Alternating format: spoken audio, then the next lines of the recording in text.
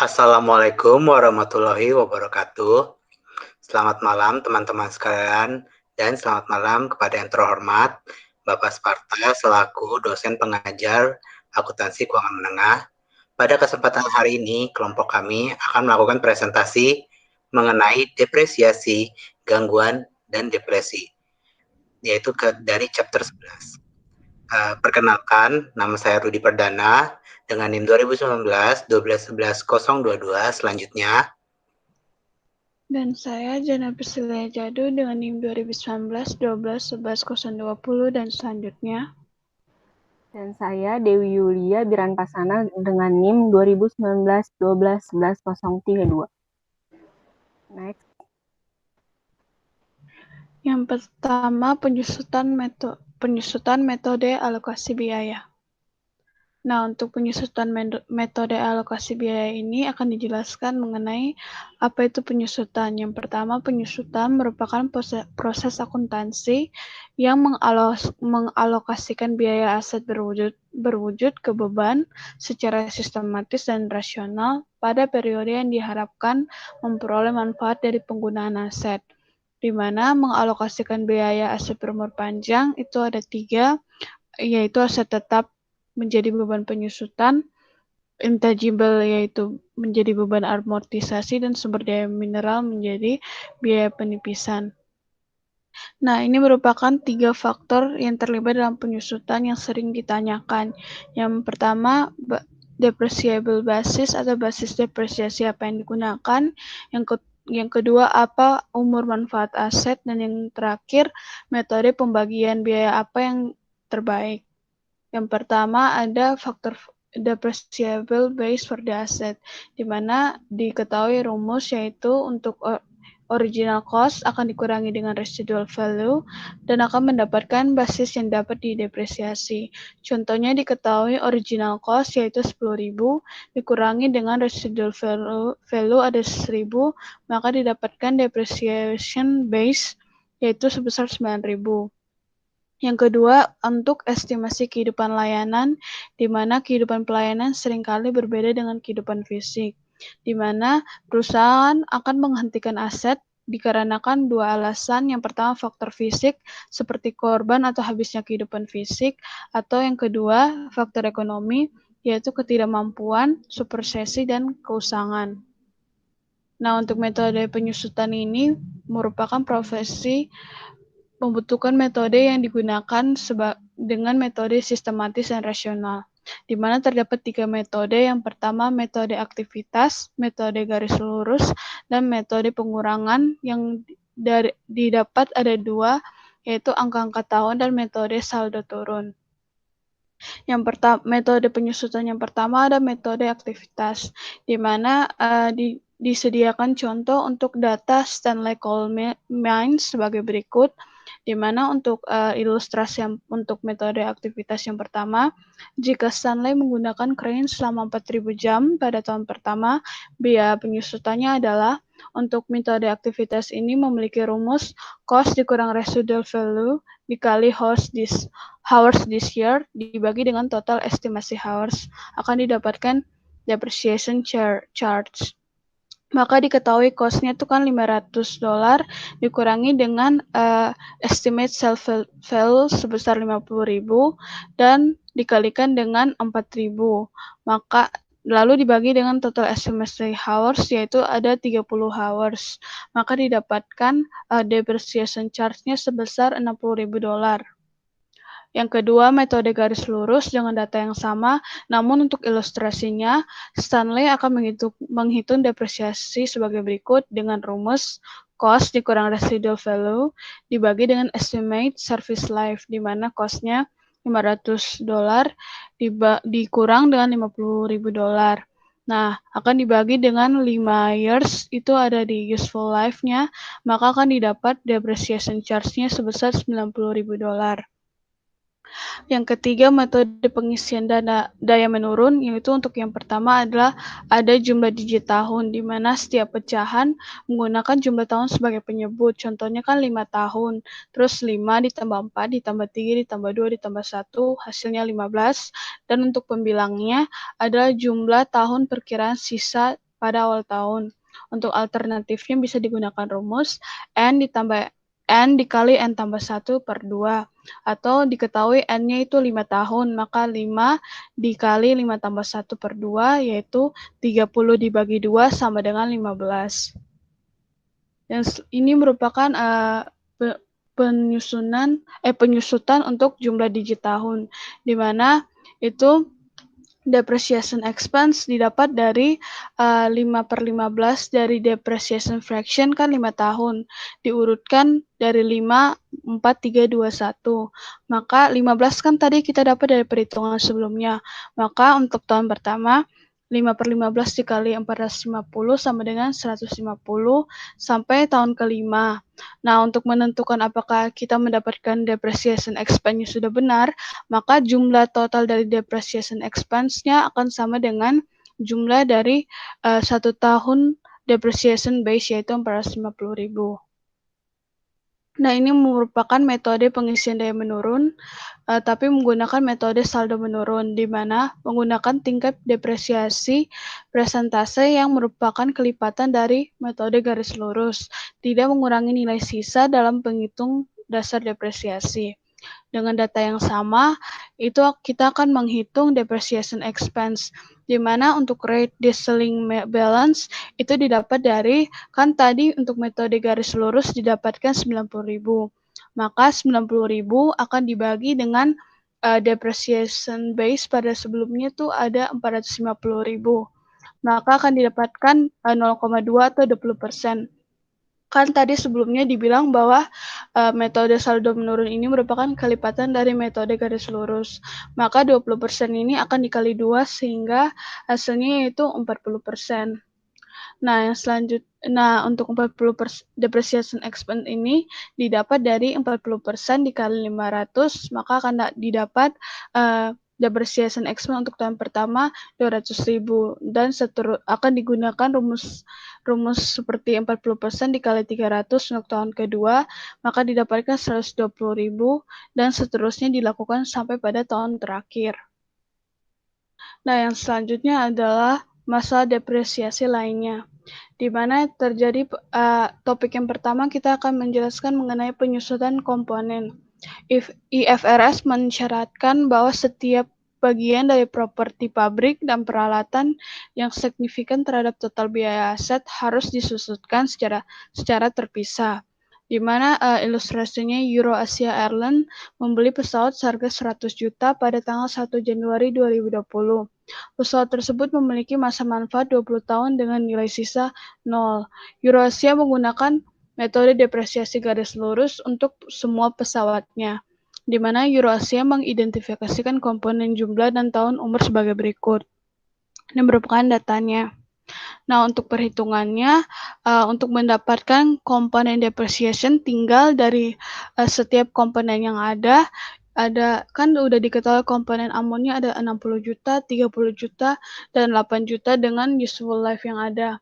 Maka untuk airframe, itu komponen depresiasinya 60 juta dibagi 20 didapatkan 3 juta. Untuk engine komponen 30 juta dibagi 8, maka didapatkan komponen depreciation 4 juta.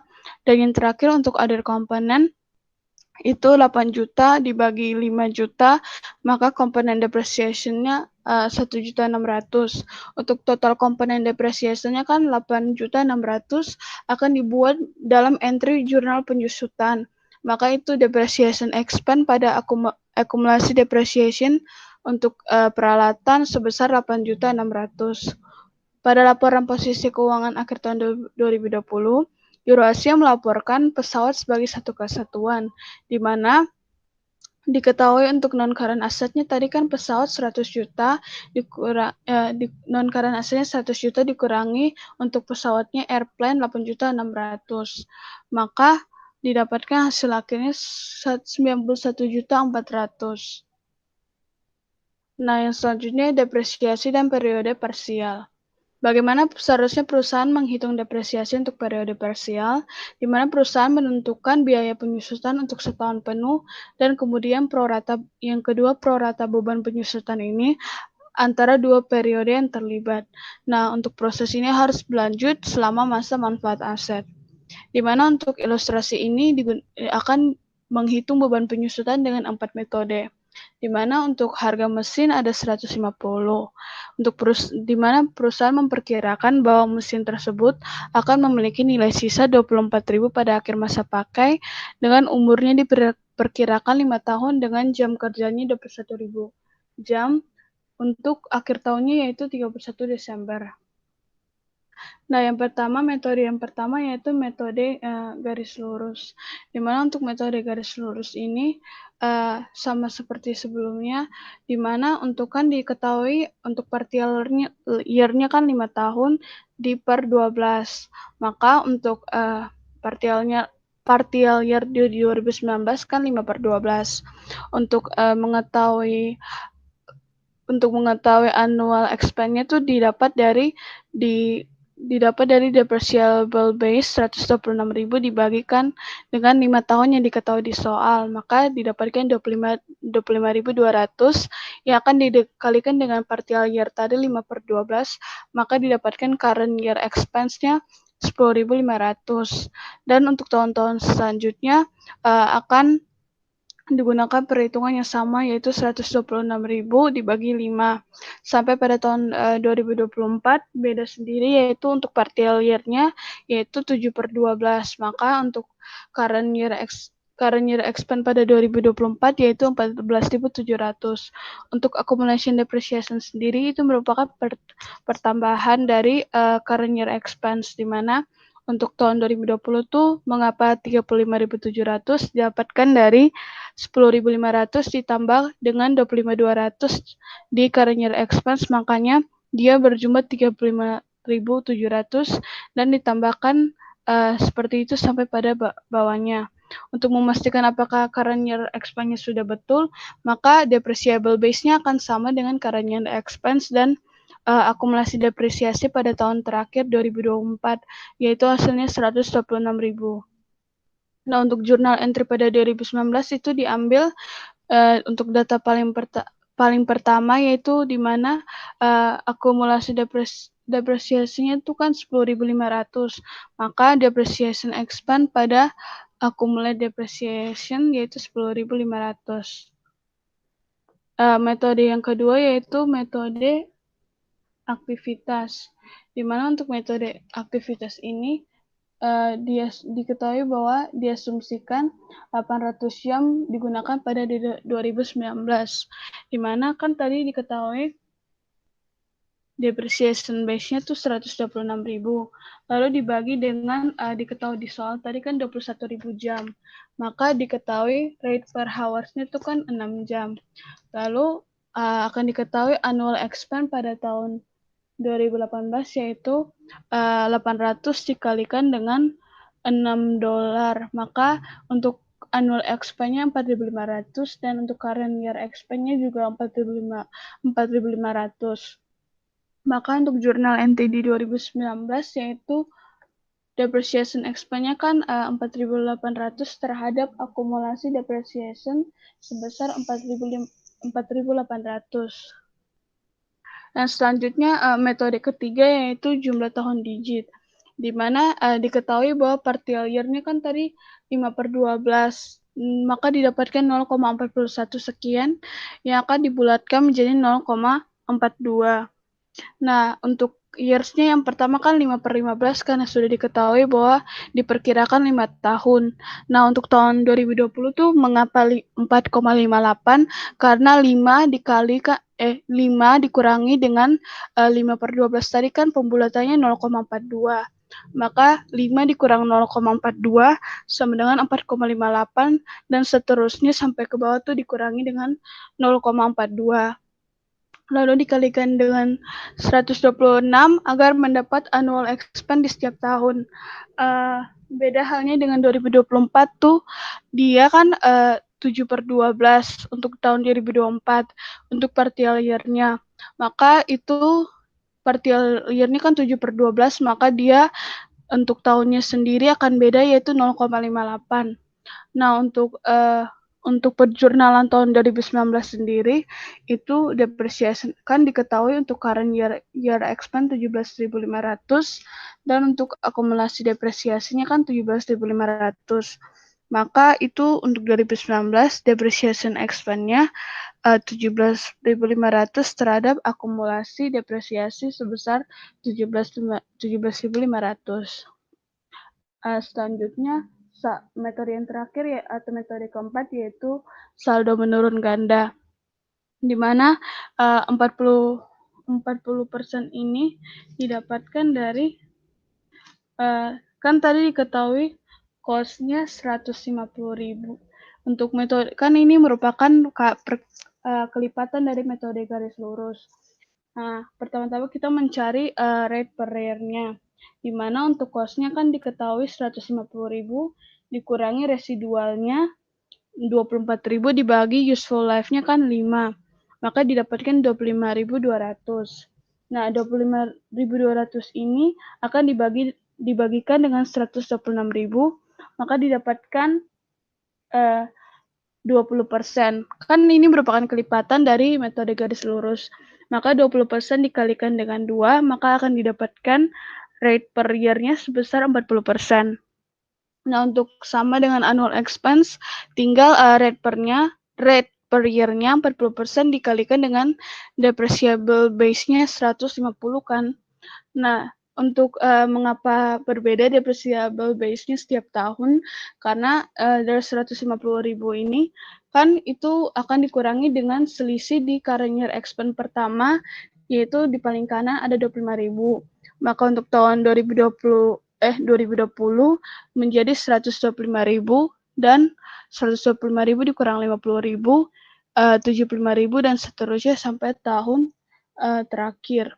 Maka untuk jurnal entry di 2019 itu kan diambil nilai paling atas yaitu sebesar untuk current year expense-nya 25.000. Maka depreciation expense pada akumulasi depresiasi sebesar 25.000.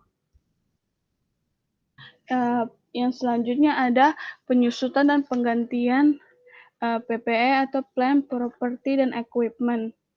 Nah, itu merupakan ada pertanyaan, yaitu apakah depresiasi menyediakan penggantian aset.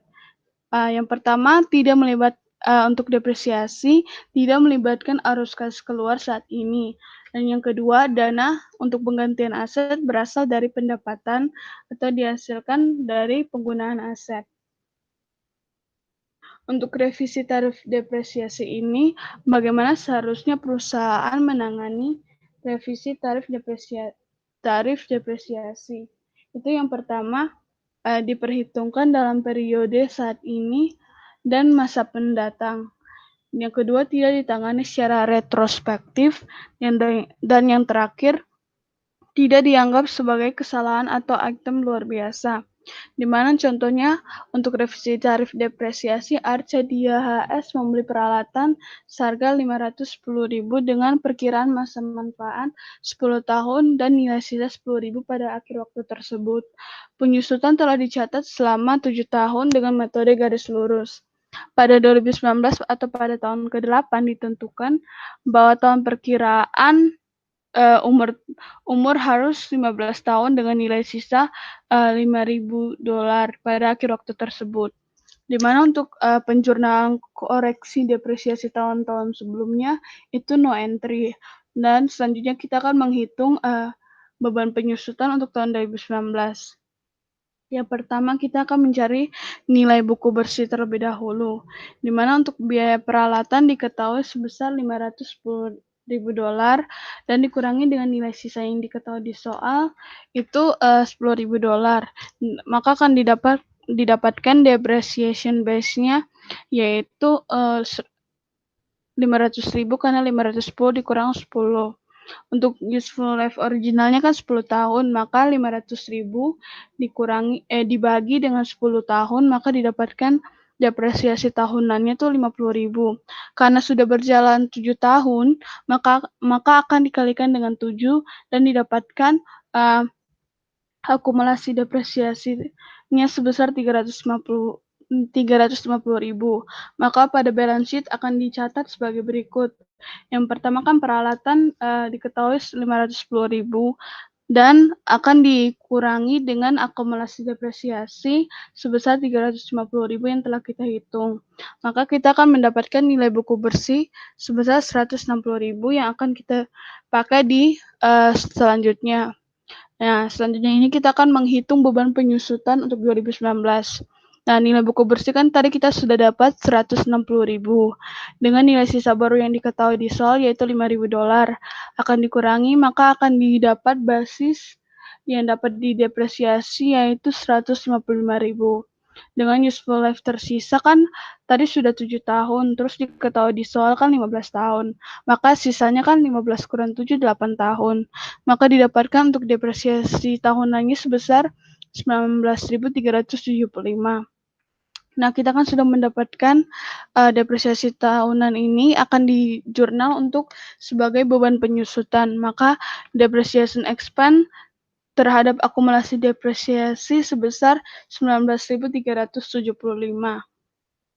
Dan selanjutnya ada impairment atau perusakan, gangguan atau penurunan nilai. Nah, untuk ini yang pertama kita akan mengenali jenis kerusakan, gangguan atau penurunan yang dapat terjadi, di mana aset berumur panjang mengalami penurunan nilai ketika perusahaan tidak dapat memulihkan nilai tercatat aset, baik penggunaan atau penjualannya. Setiap tahun perusahaan meninjau aset untuk menilai indikator penurunan nilai, yaitu penurunan kemampuan menghasilkan cash dari aset tersebut melalui penggunaan atau penjualan.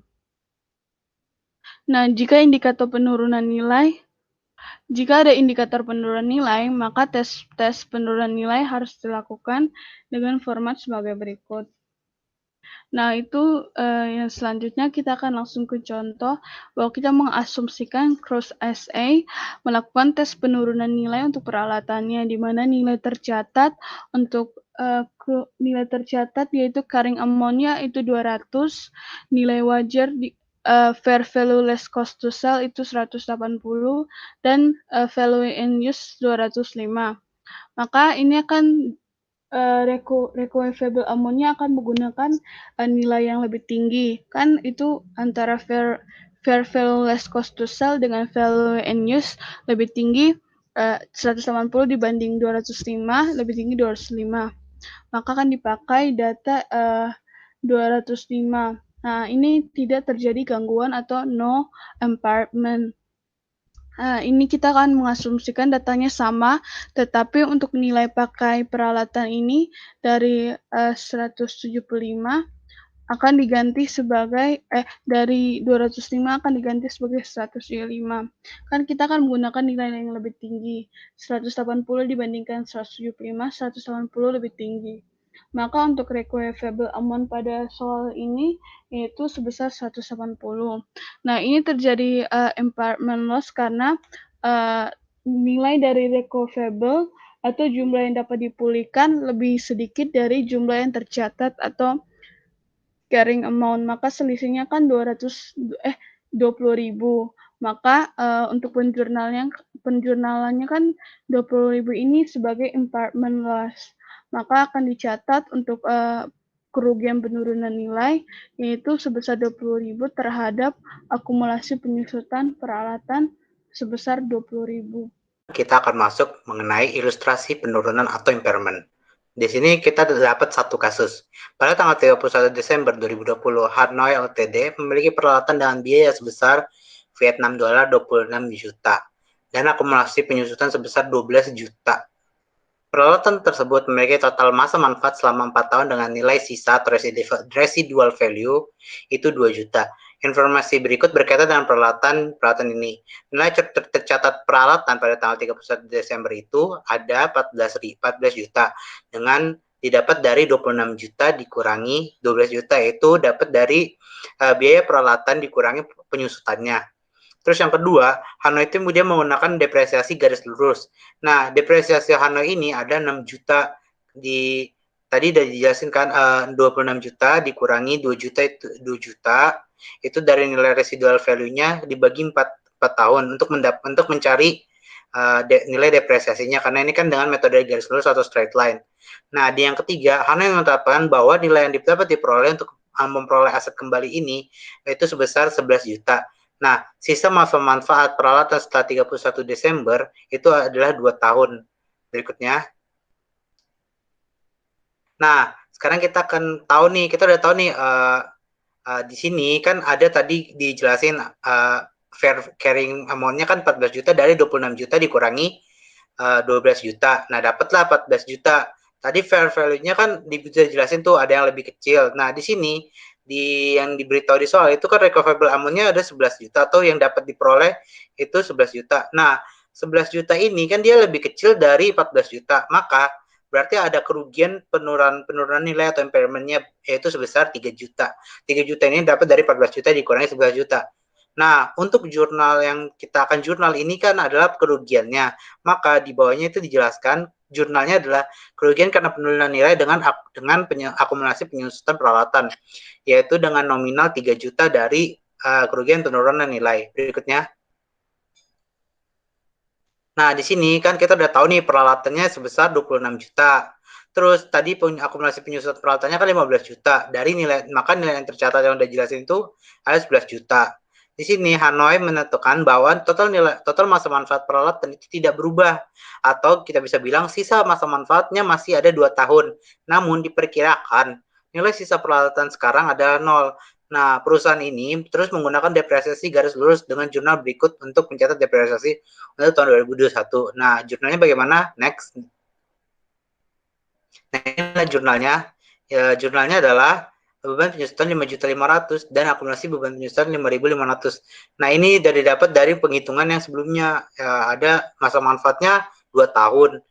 Masa manfaatnya 2 tahun, maka tadi dihitunglah dibagi 2. Jadi dapatlah 5.500.000. Next.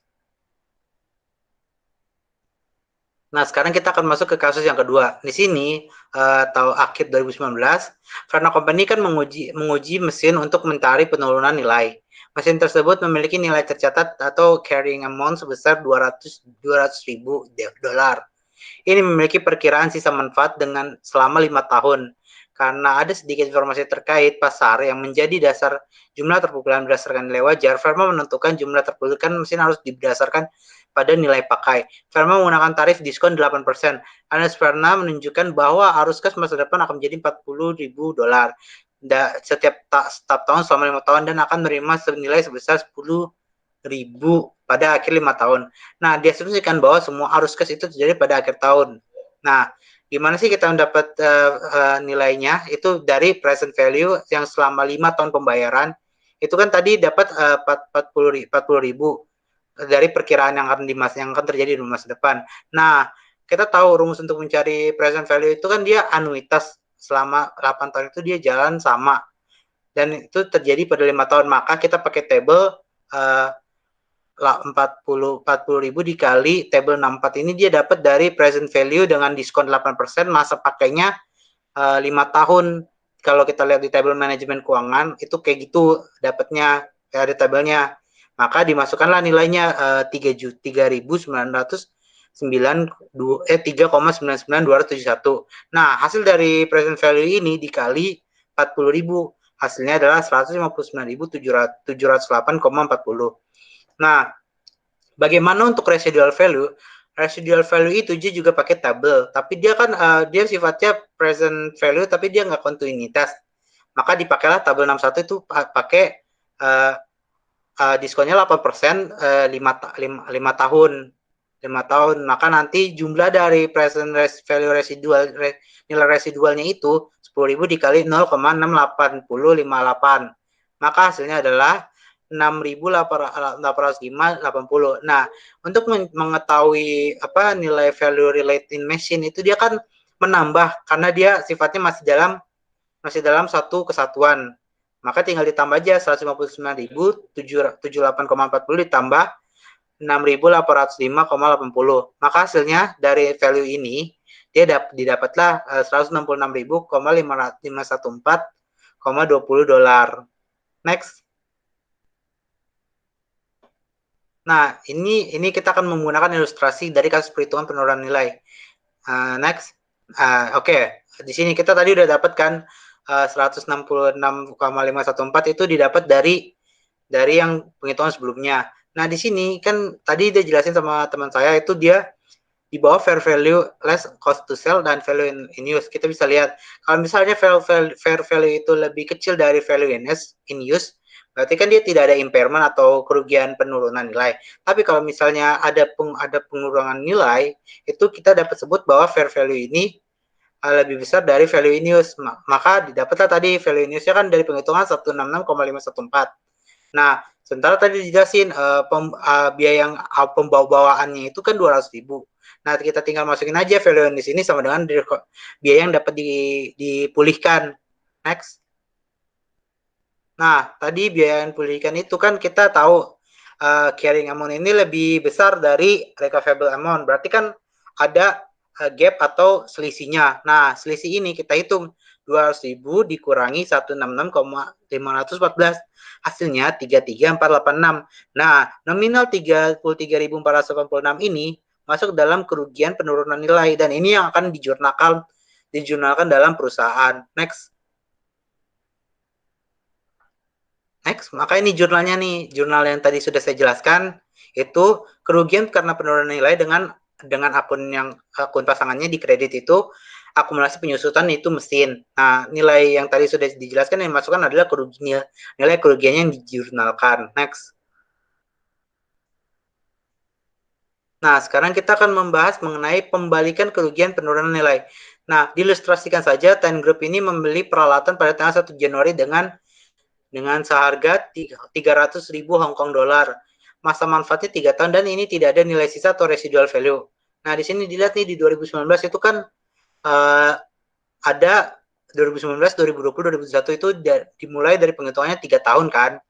Nah, kita masukin saja dibagi 3 tahun. Jadi setiap tahun itu dia biayanya yang terdepresiasi itu 100.000. Maka bisa dilihat nih depresiasi di tahun pertama itu kan berjalan tuh tahun pertama awalnya 300.000 kan dibagi karena ini dia prediksinya 3 tahun berarti otomatis dibagikan untuk setiap tahunnya didapatlah setiap tahun dari 2019 sampai 2021 itu 100.000. Nah, kita tahu di awal itu carrying amount-nya kan 300.000 di awalnya untuk pembelian awal. Karena untuk mengetahui carrying amount itu kan dia biaya dia beli dikurangi sama beban depresiasi kan. Di sini beban depresiasi dari 300.000 itu kan di awal tahun pertama kan 100.000. Berarti 300.000 itu dikurangi 100.000. Hasilnya 200.000. Begitu juga di tahun 2020. Tapi di 2020 itu dia bukan 300.000 lagi karena udah berjalan kan 1 tahun. Berarti kan nilai yang dipakai itu nilai carrying amount yang telah berjalan. Nah, di sini 200.000 itu dikurangi dari 100.000 karena nilai tahun sebelumnya itu udah dikurangin dari awal pembelian. Maka yang dipakai adalah nilai carrying amount yang sekarang tahun ini. Jadi 200.000 dikurangi 100.000, hasilnya 100.000. Nah, begitu pula di tahun 2001 itu dia pakai 100.000 dari tahun sebelumnya itu sebagai biaya bawaannya karena sudah dikurangi dari 2 tahun sebelumnya kan. Nah, kita tahu di sini dia tidak ada nilai sisa. Maka berarti dari 2021 itu 300.000 dibagi 3 ke 100.000. Nah, 100.000 ini dikurangi 100.000 hasilnya 0. Nah, itu sesuai dengan ilustrasinya. Nah, pada tanggal 31 Desember di sini Ten Group ini dia ternyata memiliki kerugian penurunan nilai. Dijelasin nih di given di soal itu sebesar 20.000. Maka jurnal yang dipakai untuk mencatat kerugian penurunan nilai itu yang dia pakai nominalnya 20.000. Kenapa 20.000? Karena itu yang diminta jurnal itu adalah kerugian penurunan nilai. Maka dimasukkanlah akun kerugian karena penurunan nilai dengan akumulasi penyusutan peralatan yaitu sebesar 20.000. Next. Nah, sekarang kita akan masuk mengenai beban penyusutan. Nah, beban penyusutan ini di sini dijelasin. Pada akhir tahun 2020, TAN menetapkan bahwa jumlah peralatan dapat dipulihkan adalah 96.000. TAN memberikan kerugian penurunan. Nah, di sini kerugian penurunannya itu dia di tahun 2021 tadi itu udah 20.000 kan. 20.000 tapi dia karena dia 2020 itu dia masih nilainya 200.000 sebelum dikurangi. Berarti itu dikurangi dari kerugian pengurangannya itu 20.000 yang sebelumnya. Hasilnya 180 dibagi 2, hasilnya 90.000. Sama halnya dengan di 2021. Itu juga awalnya dia pakai 200.000 karena kan dia itu di tahun pertama udah dikurangi 100.000 dari biaya penyusutan. Maka 200, jadi 200.000 dibagi 2 dan itu hasilnya 90.000. Untuk tahun 2020 dan 2021 sama. Tapi di 2020 itu kita pakai carrying amount yang telah dibagi dari pengurangan kerugian itu. 90.000 kan. Nah, di tahun berikutnya dia dapat penyusutan lagi 90.000. 90.000 jadi 90.000 dikurangi 90.000 hasilnya 0. Nah, di berikutnya di sini dicatat bahwa ada yang dapat dipulihkan itu 96.000. Tapi sebenarnya sudah berjalan itu kan 90.000. Berarti di carrying amount ini dikurangi dari dari yang dapat dipulihkan ini dikurangi dari carrying amount yaitu 90.000. Hasilnya 96.000 dikurangi 90.000. Kenapa bisa diambil 96.000? Ini dari soal 96.000 dan 90.000 ini diambil dari carrying amount-nya itu yang dikurangi tadi 20.000 itu kerugiannya.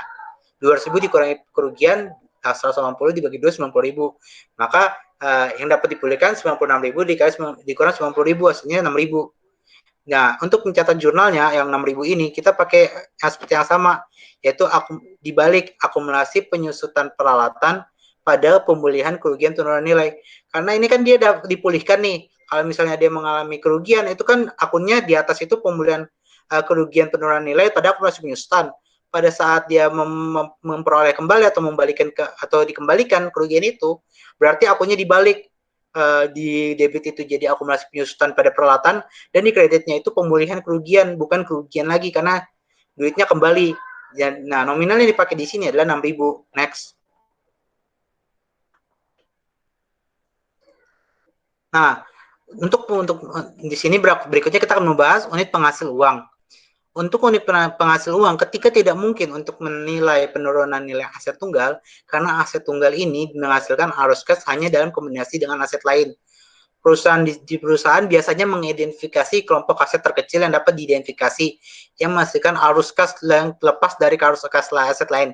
Jadi dia di perusahaan ini dia kelompokin dulu aset terkecil yang mana untuk bisa ditulis di arus kas yang lepas dari arus kas aset lain. Jadi ada pembagian kelompoknya. Next. Di sini kita akan membahas mengenai penurunan nilai aset yang akan dibuang. Nah, penurunan nilai aset yang dibuang ini itu berdasarkan laporan aset yang mengalami penurunan nilai pada nilai realisasi yang lebih rendah antara biaya peran atau nilai bersih, nilai wajar yang dikurangi biaya untuk menjual. Ini sudah dijelaskan di sebelumnya. Dan yang kedua, tidak ada penyusutan atau amortisasi yang diambil dari aset yang memiliki untuk dilepas selama periode aset tersebut dimiliki. Jadi selama penurunan nilai aset yang akan dibuang ini dia itu tidak ada penyusutan atau amortisasi dari penggunaannya. Nah, untuk yang tiga, dapat pula mencatat atau menurunkan aset yang dimiliki untuk pelepasan di masa yang akan datang. Selama nilai aset tercatat, setelah pencatatan tidak pernah melebihi nilai tercatat, aset sebelumnya mengalami penurunan nilai. Di sini dia tidak ada pelepasan yang di masa mendatang. Jadi itu ya udah cuma begitu saja, tidak ada penelepasan dan juga tidak ada pencatatan yang pernah melebihi nilai dari penurunan nilai. Next. Nah, sekarang ini adalah ilustrasi dari yang sebelumnya. Bisa dilihat di PPT ini sudah dijelasin. Recoverable amount itu less than carrying amount kah? Jika tidak, maka tidak ada impairment atau pengurangan nilai. Nah, jika ada impairment, apabila ada pengurangan dari carrying amount, itu ada jika ada, berarti ada pengurangan nilai. Nah, untuk pengurangan nilai ini, dia harus dihitung dulu berapa pengurangan nilainya. Misalnya ada aset held for use, ada aset yang dipegang untuk dipakai, dan aset yang ingin dijual. Nah, di sini impairment loss atau kerugian penilaian penurunan ini, dia itu melebihi dari biaya yang dibawa atau yang dicatat atau yang telah terbawa, atau intinya biaya awalnya. Terus dikurangi depresiasi pada cost basisnya, lalu kita balik lagi kerugian penilaian yang dapat diperbolehkan atau dibiarkan, atau ini ya bolehlah dijual. Nah, anggap aja sebagai jual rugi. Nah, yang berikutnya apabila jika untuk dijual, maka kita harus pakai lower of cost atau sama dengan nilai wajar dikurangi cost untuk dijual. Di sini dia pakai metode net realizable value atau nilai yang terkecil dari yang dia telah beli, atau bisa pakai nilai awal dia beli segini, maka yang dipakai nilainya lebih kecil dari sebelumnya nilai yang dia beli, atau dikurangin dari yang lain, dikurangi biaya untuk dijual. Di chapter 9 sudah dijelaskan. Nah, di sini di yang kedua, no depreciation taken ini maksudnya dia tidak pakai depresiasi, itu tidak dihitung depresiasinya karena dia sudah pakai lower cost, sudah dikurangi biaya untuk dijual, itu udah termasuk bebannya, jadi nggak perlu depresiasi. Next. Sekarang kita akan membahas mengenai penipisan atau depresi. Depresi ini sumber daya alam dapat dibagi menjadi dua kategori. Untuk depresi sendiri, itu ada aset biologis atau urusan, itu menggunakan metode penilaian nilai wajar atau net realizable value. Sudah dijelaskan di bab 9 cara penggunaannya. Terus yang kedua itu sumber daya mineral, yaitu pertambangan minyak dan mineral. Bagaimana sih cara penggunaannya itu? Dia dengan metode penghapusan total konsumsi aset dan penggantian aset hanya dengan tindakan. Yaitu dengan rumus depresiasi itu adalah proses alokasi biaya sumber daya mineral pada kategori aset sumber daya mineral ini. Next. Sekarang kita akan membahas membangun basis depresi. Nah, bagaimana kita bisa mengetahui depresi itu? Di sini kita kita harus tahu nih apa aja yang perlu diperlukan atau dilibatkan dalam penghitungan dasarnya. Yang pertama, biaya sebelum eksplorasi dari bahan tersebut, terus kemudian biaya eksplorasi dan evaluasi atau inspeksi dari barang yang kita dapat, dan yang ketiga adalah biaya pengembangan atau biaya untuk mengubah barang tersebut jadi barang yang baru atau barang yang bisa digunakan. Next. Nah, rumus untuk mengetahui penghapusan biaya sumber daya itu, biasanya perusahaan menghitung depresiasi ini dengan metode unit produksi atau berdasarkan pendekatan aktivitas atau activity based cost yang biasa yang sudah diajarkan di akuntansi biaya. Depresi ini adalah fungsi dari jumlah unit yang diekstrak dalam periode tersebut. Rumus dari perhitungan ini yaitu biaya total. Biaya total itu biaya dari semuanya dikurangi nilai sisa atau residual value dibagi total estimasi unit yang akan tersedia, itu hasilnya adalah biaya depresiasi untuk per unitnya. Next. Ada pula juga dengan rumus dari telah depresi per unit itu, rumusnya unit yang diambil dikali biaya per unit. Nah, biaya per unit ini dikali dari tadi biaya depresi per unit, maka hasilnya adalah penipisan atau depresi dari unit tersebut. Next. Ini adalah sebagai contohnya, apabila McLeod ini memperoleh nilai hak untuk menggunakan 1.000 hektar tanah di Afsel dengan menambah perak biaya sewanya 50.000 dan biaya eksplorasi yang terkait properti 100.000 euro, biaya pengembangnya tidak berwujud, itu yang terjadi dalam pembukaan adalah 50.000 yang diberikan buat tambang ini disebut akan menghasilkan 10.000 ons emas. Nah, tadi rumusnya itu kan total cost dikurangi residual value dibagi estimate unit variable, itu dapat depresi cost per unit. Nah, di sini kita dapat biayanya itu 1 juta. 1 juta itu dari mana sih? 1 juta itu dia dapat dari 850.000 ditambahi biaya sewa, ditambahi berapa nih? 800.000 ditambah 50.000 ditambah 10.000, 100.000 di residual value di sini karena tidak ada residual value atau nilai sisa, maka berarti nggak ada. Berarti ditambah aja biaya permukaan tambang, biaya eksplorasi terkait properti dan biaya sewanya jadi 1 juta. Nah, tadi kan dibilang estimasi unit available. Di sini sudah dijelaskan dia akan memperkirakan bahwa tambang tersebut akan menghasilkan 1.000 ons emas. Itu untuk semua unit yang akan ada. Maka tadi biaya kosnya itu 1 juta dibagi 100.000, hasilnya 10 euro per ons dari setiap emas. Jadi biaya depresi untuk 100.000 ons emas itu 10 per ons. Next. Nah, di sini jika McLeod mengekstraksi 25.000 ons pada tahun pertama, maka penyusutan untuk tahun tersebut adalah 250.000. 250.000 itu dapat dari 25.000 ons dikali 10, karena kan tadi biaya per unitnya per onsnya itu kan 10, berarti tinggal kali aja 25.000 ons kali 10, hasilnya 250.000. Maka didapatlah untuk jurnalnya ini inventory pada penipisan akumulasi penipisan dari depresi ini sebesar 250.000. Nah, pada pencatatan laporan posisi keuangan di sini jelasin nih, dijelasin silver mine at cost itu given dari soalnya didapat dari tambang tadi itu 1 juta, terus dikurangi depresiasi ons pertama tuh yang 25.000 ons dikali 10, 250.000. Nah, karena nilai depresi itu nilainya mengurangi aset awal, berarti 1 juta dikurangi 250.000, hasilnya 750.000. Nah, biaya depresi yang terkait dengan persediaan yang dijual itu merupakan bagian dari harga pokok penjualan. Harga pokok penjualnya 750.000. Next. Nah, sekarang bagaimana sih kita dapat mengetahui cadangan yang dapat dipulihkan? Di sini kita dijelaskan bahwa sama saja seperti untuk akuntansi untuk perubahan estimasi. Biasanya untuk merevisi tingkat depresi secara prospektif dan selanjutnya bagilah sisa biaya dengan perkiraan baru cadangan yang dapat dipulihkan. Next.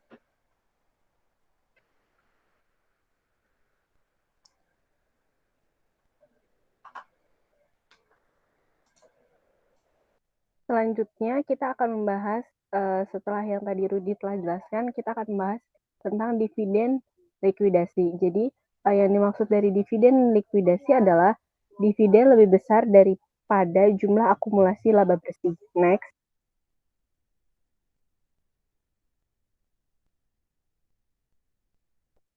Nah, ini ada contohnya sebelumnya.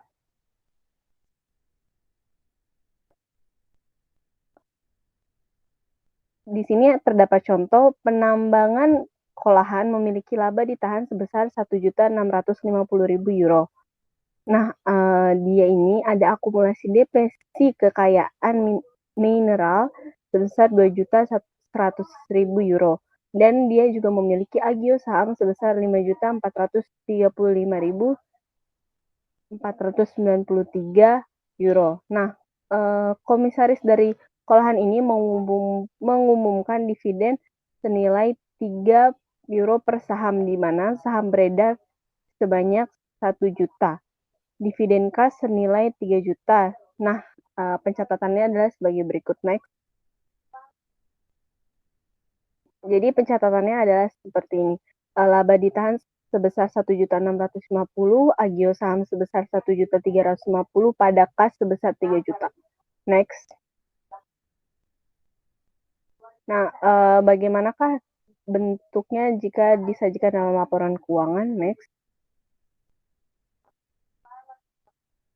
Nah, pengungkapan untuk pengeluaran explanatory dan evaluating dalam laporan keuangan harus meliputi yang pertama, kebijakan akuntansi untuk biaya eksplorasi dan evaluasi termasuk pengakuan aset, explanatory, dan evaluating. Kemudian yang kedua, jumlah aset, kewajiban pendapatan dan biaya, serta cash flow operasi berasal dari eksplorasi dan evaluasi sumber daya mineral. Next. Setelah itu kita akan membahas tentang pengakuan revaluasi. Setelah diakuisisi, perusahaan dapat menilai aset jangka panjang yang berwujud pada harga perolehan atau nilai wajar. Next. Ini contohnya Network Rail atau GBR memilih nilai wajar untuk melaporkan jaringan kereta api yang dimiliki. Pertama, meningkatkan aktiva jangka panjang berwujud senilai 4.289 juta euro. Yang kedua, perubahan nilai wajar dicatat dengan menyesuaikan akun aset dan menetapkan sebuah laba yang tidak terrealisasi atau unrealized gain. Kemudian, laba tidak terrealisasi seringkali dikenal sebagai surplus evaluasi atau revaluation surplus. Next. Nah, ini contohnya lagi, Siemens Group atau Delhi membeli tanah sebesar 1 juta euro pada tanggal 5 Januari 2010. Nah, perusahaan ini memilih untuk melakukan revaluasi atas tanah pada periode berjalan. Nah, pada tanggal 31 Desember 2010, nilai wajar tanah 1.200.000 euro. Jurnal untuk mencatat nilai wajar tanah adalah seperti ini. Tanah sebesar 200.000 pada keuntungan yang tidak terrealisasi revaluasi tanah sebesar 200.000. Next. Contoh yang kedua, Lenovo Group membeli peralatan sebesar atau senilai 500.000 pada tanggal 2 Januari 2010. Peralatan yang dibeli ini memiliki umur ekonomis selama 5 tahun. Depresiasi menggunakan metode garis lurus dengan nilai sisa 0 per 31 Desember 2010. Maka pencatatan jurnalnya adalah sebagai berikut. Evaluasi biaya depresiasi sebesar 100.000 dan akumulasi depresiasi peralatan sebesar 100.000. Next.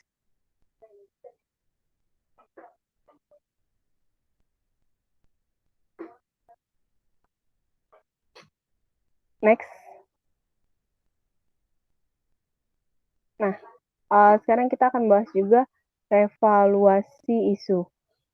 Perusahaan dapat memilih untuk merevaluasi hanya satu kelas aset, misalnya bangunan, tanpa revaluasi kelas aset lainnya, seperti tanah, peralatan. Jadi bisa milih, misalnya hanya ingin merevaluasi tanah, tapi tidak merevaluasi kelas yang lainnya seperti tanah dan peralatan.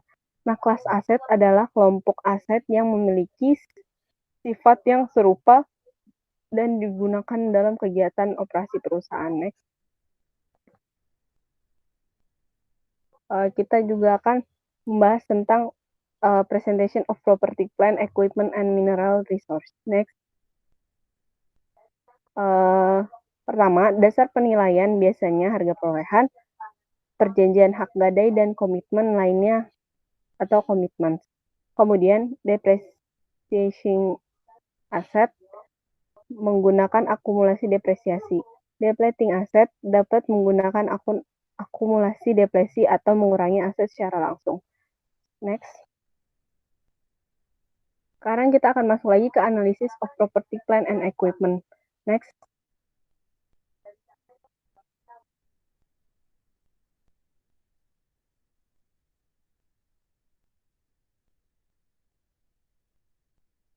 Next. Nah, dalam menganalisa suatu perusahaan, kita dapat menggunakan beberapa cara. Nah, yang pertama, dari sales-nya. Nah, caranya gimana? Mengukur kemampuan perusahaan untuk menghasilkan penjualan dari jumlah aset yang dimiliki. Caranya, kita lihat laporan keuangannya, kemudian kita cek net, kemudian kita pakai rumus net sales dibagi average total asset. Next. Kemudian berdasarkan penjualannya, mengukur kemampuan perusahaan untuk menghasilkan laba operasi dari penjualan bersih. Kita dapat menghitungnya dengan cara net income dibagi net sales. Next.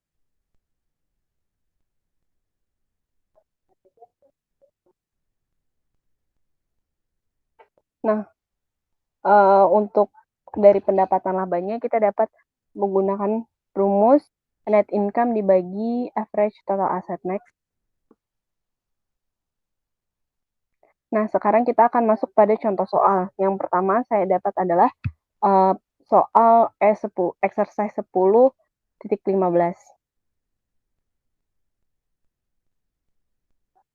Oh, ngapain sih?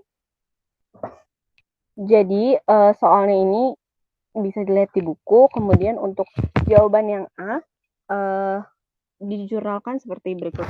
Equipment sebesar 105.815.80 pada cash sebesar 30.000 dan notes payable 75.815,8. Kemudian untuk yang B, notes payable sebesar 12.418,42, interest payable sebesar 7.581,58 pada cash sebesar 20.000. Next.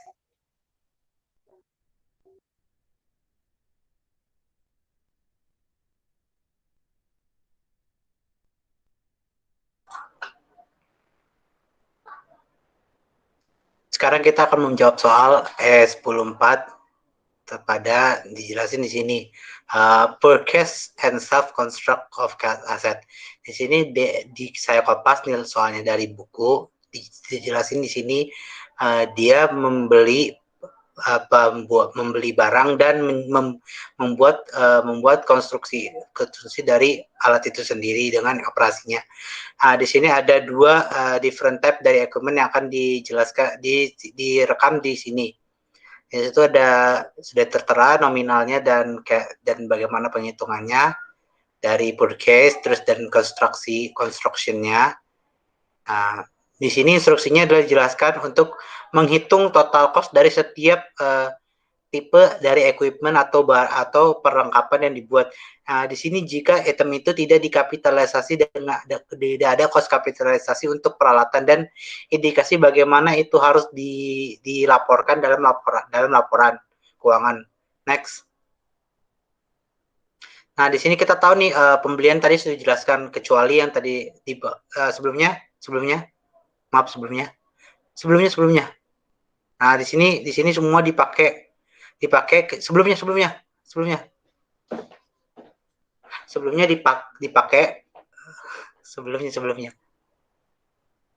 semuanya dipakai untuk dari 105 itu untuk biaya pembentukan pembeliannya, kecuali biaya perbaikan atau repair cost. Kenapa dia tidak masuk dalam repair? Karena dia tuh baru beli, jadi itu belum dimasukin untuk bulan pertama. Jadi itu dia awal beli, nggak mungkin dong dia langsung tiba-tiba langsung bayar biaya perbaikan, padahal asetnya baru dibeli baik-baik saja. Next. Nah, jadi kita masukin saja cash dari yang paid untuk equipment. Itu dia termasuk pajak penjualan itu $5, 105, terus biaya kirim dan insurans selama dia barang itu transit. Material itu transit itu 2.000. Cost untuk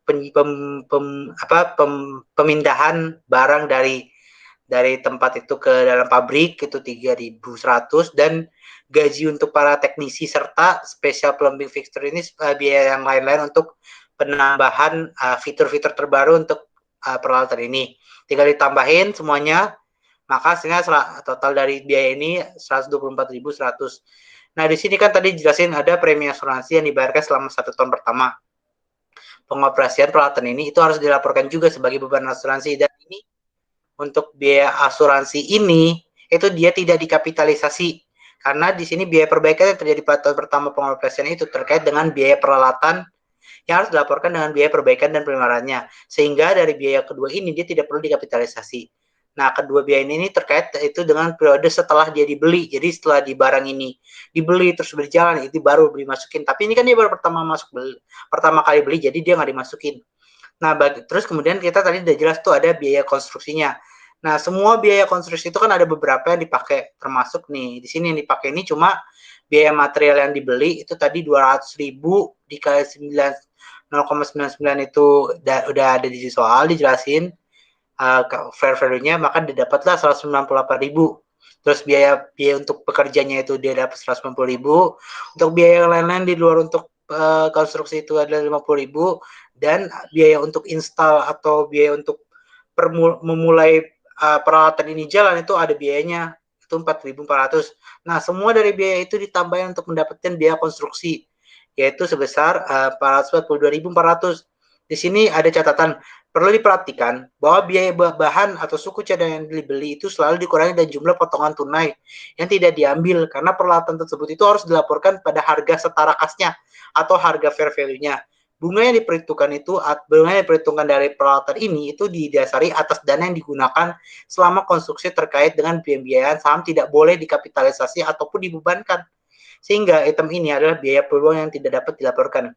Nah, keuntungan dari pembangunan atau konstruksi itu sendiri itu juga tidak boleh dilaporkan, karena keuntungan itu harus hanya akan dilaporkan ketika setelah dikonstruksi ini aset yang telah dikonstruksi ini akan digunakan untuk dijual kembali.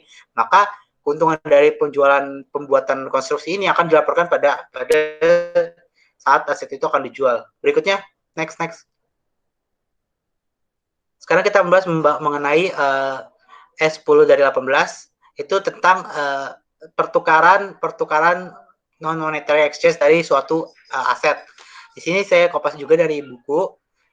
Perusahaan Montgomery ini dia membeli electric wax atau relate elektrik itu dari melter itu pada tanggal April 30 2020 dengan membarter atau menukar old gas model itu dan membayar biaya awal in cash. Di sini ada data yang jelaskan price untuk barang untuk electric wax yang terbaru itu dia nilainya 15.800. Cash yang dibayar oleh perusahaan itu 10.000. Sementara cash cost untuk biaya yang sebelumnya untuk yang masa lampau itu kan nilainya 12.700. Dengan masa penggunaan itu 5 tahun dan nilai sisa atau residual value-nya itu 700 perak. Terus ada juga akumulasi depresiasi itu dia pada penggunaan old melter atau electric wax yang setahun yang lama itu dia pakai metode straight line dengan harga 7.200. Nah, fair value di sini dia didapat dari soal itu sebenarnya 5.200. Instruksinya di sini adalah untuk menjurnal transaksi apa saja yang diperlukan untuk pertukaran ini. Diasumsikan bahwa di sini yang pertama itu dari pertukaran ini dia punya commercial substance atau biaya komersial substansi komersial, dan yang kedua ini dia tidak memiliki substansi komersial. Di sini jelasin Montgomery ini tahunnya yang terakhir itu 31 Desember dan depresiasi ini sudah dicatat pada lewat dari 31 Desember 2019. Bagaimana pengerjaannya? Next. Nah, untuk pertama kali kan sudah jelasin tuh biaya depresiasi itu sudah di-record kan, berarti kita tulis dulu record depresiasinya itu gimana. Tadi itu udah jelasin residual value-nya kan ada 700.000 dengan biaya awalnya untuk old melter ini itu 12.700. Untuk aset yang pertama itu dia kan biaya awal dikurangi biaya residual, maka dapatlah biaya sebenarnya 12.000. Karena tadi dia pakai metode straight line itu selama 5 tahun, berarti dibagi 12.000 dibagi 5 hasilnya 2.400. Nah, 2.400 ini kan yang berjalan baru dari per bulan ini dia tadi dijelasin baru 4 bulan dari 1 tahun yang sebelumnya. Maka biaya depresiasi untuk bulan ini dia dapatlah 800 perak untuk depresiasinya. Maka yang direcord di dalam jurnal depresiasi itu 800 perak. Nah, sekarang kita masuk ke dalam asumsinya bahwa dari pertukaran ini dia punya komersial substance atau punya substansi komersial. Di sini melter dia didapat pembayaran ditambah dengan biaya fair value yang sebelumnya, biaya untuk penukaran barang tersebut.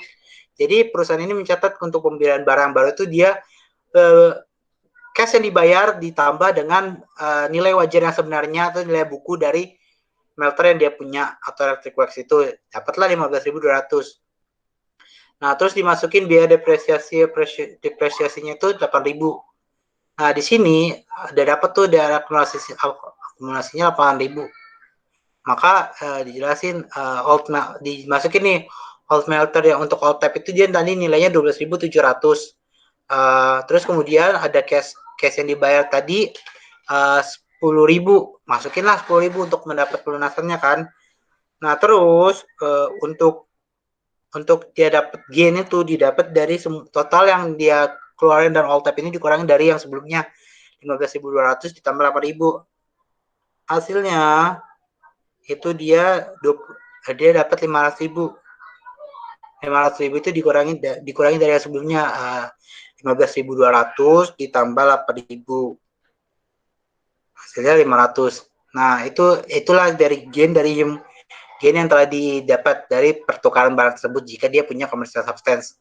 Berikutnya, next. Nah, sekarang kita masuk bagaimana kalau misalnya dia tidak punya commercial substance. Maka di sini kita tahu nih cost of old melter itu yang dijual kan 12.700. Nah, di sini akumulasi depresiasi itu didapat dari 7.200 ditambah 8.000. 7.200 ini tadi udah jelasin gimana dapatnya, ada di soal hasilnya 8.000. Terus ada book value-nya itu sebenarnya 4.700 untuk yang baru. Nah, fair value pada yang aset itu, aduh ini nggak dimasukin ya, Lu. Maaf ini tidak dimasukin, agak terlalu ke bawah. Itu fair value dari old asset itu sebenarnya 5.200. Nah, cash yang dikeluarin itu 10.000 kan. Berarti dari semua yang ada dijelasin ini itu dari cash itu dapat gain itu dikurangi dari 12.700 dikurangi 8.000 ditambah 4.700 ini dikurangi dari 10.000 ditambah 5.200 hasilnya 500. Itulah gain dari commercial substance yang pertukaran commercial substance yang ada di dalam soal. Next. Yang selanjutnya ada P10-8, di mana Holyfield SA ingin menukar mesin yang digunakan dalam operasinya. Holyfield telah menerima tawaran berikut dalam perusahaan lain di industri. Ini merupakan datanya. Dan untuk instruksinya, untuk masing-masing dari 4 situasi independen, siapkan entry jurnal untuk mencatat pertukaran pada pembukuan masing-masing. Yang pertama, Doors Company menawarkan untuk menukar mesin yang similar dan ditambah dengan cash 23.000, di mana pertukaran tersebut memiliki substansi komersial untuk kedua belah pihak. Maka yang pertama itu Holyfield Corporation dan Doors Company, di mana kan tadi dijelaskan bahwa akan ditambahkan cash sebesar 23.000. Maka dari untuk Holyfield Corporation akan dicatat cash 23.000 dan untuk akumulasi depresiasinya diketahui sebesar 60.000 dan untuk machinery cost-nya 160.000. Nah, untuk disposal of machinery akan dihitung menggunakan book value-nya sebesar 100.000 dikurangi dengan fair value yang diketahui di soal 92.000. Maka didapatkan loss on disposal machinery sebesar 8.000. Nah, untuk machinery yang di bagian debit kan itu 69.000 didapatkan dari 160 dikurangi dengan 23.000 ditambah 60 ditambah 8, maka didapatkan 69.000 machinery di debit. Nah, untuk Doors Company sendiri itu untuk akumulasi depresiasinya diketahui di data soal sebesar 45.000. Dan untuk cash-nya tadi sama, tapi dicatat di kredit karena dia memberikan ke Holyfield sebesar 23.000. Dan untuk machine cost-nya yaitu 120.000. Dan untuk disposal machinery-nya dihitung juga, yaitu 75.000 dikurangi dengan fair value yang diketahui untuk Doors Company, yaitu sebesar 69.000, maka didapatkan loss on disposal of machinery 6.000. Nah, untuk mendapatkan machinery sebesar 92.000 itu didapatkan dari selisih dari 120.000 ditambah 23.000, yaitu 183.000 dikurangi dengan 45.000 ditambah 6.000, maka didapatkan machinery untuk Doors Company di debit sebesar 92.000. Nah, yang selanjutnya ada Holyfield Corporate. Yang selanjutnya yaitu perusahaan Winston menawarkan untuk menukar mesin serupa, di mana penukaran tidak memiliki sikap untuk kedua belah pihak. Nah, ini Holyfield Corporation dan Winston Company, di mana untuk akumulasi depresiasi sama, yaitu diketahui sebesar 60.000, loss disposalnya juga 8.000, dan untuk machinery-nya sebesar di soal yaitu 160.000, di mana untuk machinery di debit 92.000 didapatkan dari selisih 160.000 dikurangi dengan 60.000 ditambah 8.000, yaitu didapatkan machinery-nya sebesar 92.000. Nah, selanjutnya yaitu untuk Winston Company itu untuk akumulasinya itu sebesar 71.000 dan untuk machinery cost-nya 152.000. Nah, di mana machinery cost kan itu diketahui dari 152.000 dikurangi dengan 71.000 yaitu 81.000. Nah, untuk mengecek gain-nya sebesar berapa, maka akan dicek dengan fair value yang diketahui di soal untuk Winston 92.000 dikurangi dengan machinery-nya kan 81.000. Maka akan didapatkan gain-nya sebesar 11.000. Untuk pengecekan ulang, maka selisih dari 92.000 dikurangi 11.000, maka benar bahwa machinery-nya yaitu bernilai sebesar 81.000. Yang selanjutnya Perusahaan Liston menawarkan untuk menukar mesin serupa tapi menginginkan 3.000 sebagai tambahan dari Holyfield untuk pertukaran memiliki substansi komersial untuk kedua belah pihak. Nah, yang ketiga kan ini ada Holyfield Corporation dan Liston Company. Kan mereka tadi menginginkan cash sebesar 3.000 dari Holyfield Corporation. Maka akan terjadi pengeluaran di kredit sebesar 3.000 untuk Holyfield Corporation. Untuk machine dari cost-nya yaitu di soal tercatat 160.000 di kredit, dan untuk akumulasinya ada di soal juga 60.000, dan loss disposal sudah dihitung sebelumnya yaitu 8.000. Maka untuk mencari mesin dari sebesar 95.000 itu dari selisih 160 ditambah 3.000 dikurangi dengan 60.000 ditambah 8.000 didapatkan mesin dari sebesar 95.000. Nah, untuk Liston Company sendiri, itu akumulasi depresiasinya diketahui di soal sebesar 75.000 dengan tadi mereka menerima cash dari Holyfield Corporation, yaitu tadi 3.000 di debit. Nah, untuk mesin dari cost-nya juga diketahui di soal 160.000. Untuk disposal of machinery-nya dicari dengan fair value 95.000 dikurangi dengan book value sebesar 85.000, maka akan didapatkan gain on disposal of machinery sebesar 10.000. Maka untuk machinery 92.000 itu didapatkan dari 160.000 ditambah 10.000 dikurangi dengan akumulasi dengan 75.000 ditambah 3.000. Maka selisihnya yaitu sebesar 92.000 sebagai machinery di debit untuk Liston Company. Selanjutnya itu yang keempat yaitu Holyfield menghubungi Greeley Group, dealer alat berat, untuk mendapatkan mesin baru. Tapi Holyfield harus membayar sebesar 93.000 sebagai tambahan untuk trading di mesin lamanya dengan pertukaran substansi resmi. Itu yang keempat, Holyfield Corporation dan Greeley Company. Dimana kan tadi mereka akan memerlukan biaya, mereka akan membayar biaya tambahan kepada Greeley Company sebesar 93.000. Maka akan dicatat 93.000 itu untuk Holyfield Corporation di bagian kredit sebesar 93.000. Nah, selanjutnya untuk akumulasi depresiasi juga diketahui di soal sebesar 60.000, dan untuk loss on disposal machinery-nya kan sudah dicari sebelumnya sebesar 8.000. Nah, untuk machinery di soal nomor 4 ini didapatkan dari 160.000 ditambah 93.000 dikurangi dengan 60.000 ditambah 8.000. Maka selisihnya yaitu sebesar 185.000 sebagai machinery untuk Holyfield Corporation di soal nomor 4. Nah, untuk Greeley Company ini mereka kan tadi membutuhkan biaya tambahan dari Holyfield Corporation. Maka mereka akan mendapatkan cash sebesar 93.000 di debit dari Holyfield Corporation, dan untuk sales-nya itu mereka didapatkan di soal yaitu sebesar 185.000.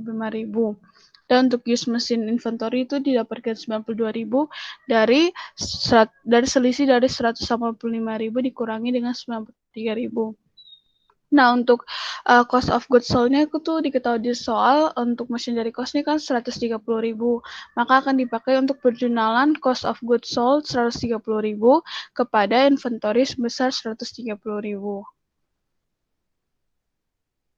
Sekian presentasi dari kelompok kami. Kurang lebihnya mohon maaf. Wassalamualaikum warahmatullahi wabarakatuh.